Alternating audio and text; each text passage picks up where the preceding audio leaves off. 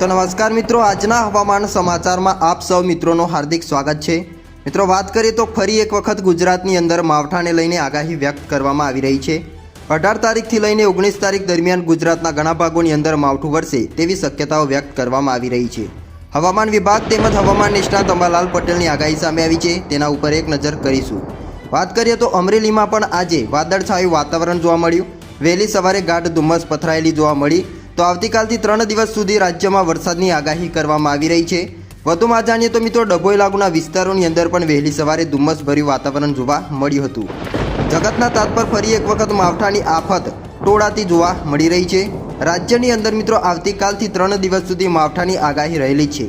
કમોસમી વરસાદને લઈને હવામાન વિભાગે પણ આગાહી કરી છે, જેમાં વાત કરીએ તો 18 થી લઈને 20 માર્ચ વચ્ચે માવઠું થવાની શક્યતાઓ છે। વેસ્ટર્ન ડિસ્ટર્બન્સના કારણે હવામાન બદલાશે તેવી શક્યતાઓ છે। પશ્ચિમી વિક્ષેપના કારણે માવઠાની શક્યતાઓ વ્યક્ત કરી છે, જ્યારે પવનની ગતિમાં પણ વધારો જોવા મળી શકે છે। માવઠાની આગાહી વચ્ચે આજે વહેલી સવારે અમરેલીના વાતાવરણમાં પલટો જોવા મળ્યો અને ધુમ્મસભર્યું વાતાવરણ પણ જોવા મળ્યું હતું। સાવરકુંડલા લાગુના વિસ્તારો છે અમરેલીના હાઈવે ઉપર ધુમ્મસને લઈને વાહન ચાલકો પણ પરેશાન થયા હતા। હવામાન વિભાગે જે આગાહી કરી છે તેના ઉપર એક નજર કરીએ, જેમાં 18 માર્ચના રોજ એટલે કે બુધવારના રોજ કચ્છ લાગુના વિસ્તારો છે, મોરબી લાગુના વિસ્તારો, દ્વારકા, જામનગર, સાબરકાંઠા, બનાસકાંઠા અને પાટણ જિલ્લાઓમાં ગાજવીજ સાથે હળવા વરસાદની આગાહી વ્યક્ત કરી છે। તો 19 માર્ચે એટલે કે ગુરુવારના રોજ પણ 26 જિલ્લાઓની અંદર ગાજવીજ સાથે હળવાથી મધ્યમ વરસાદની આગાહી વ્યક્ત કરવામાં આવી રહી છે।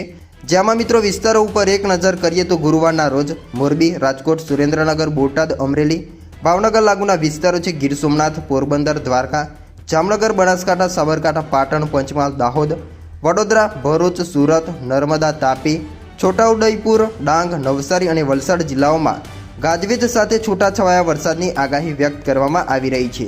એટલે કે ફરી એક વખત ખેડૂતોના માથે વાદળોનું સંકટ ટોળાતું જોવા મળી રહ્યું છે।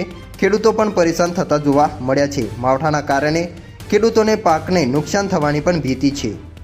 તો 20 માર્ચના રોજ પણ કચ્છ, બનાસકાંઠા લાગુના વિસ્તારો છે અમરેલી, મહીસાગર અને સાબરકાંઠા જેવા વિસ્તારો છે દાહોદ જિલ્લાઓમાં ગાજવીજ સાથે હળવા વરસાદની આગાહી વ્યક્ત કરવામાં આવી રહી છે।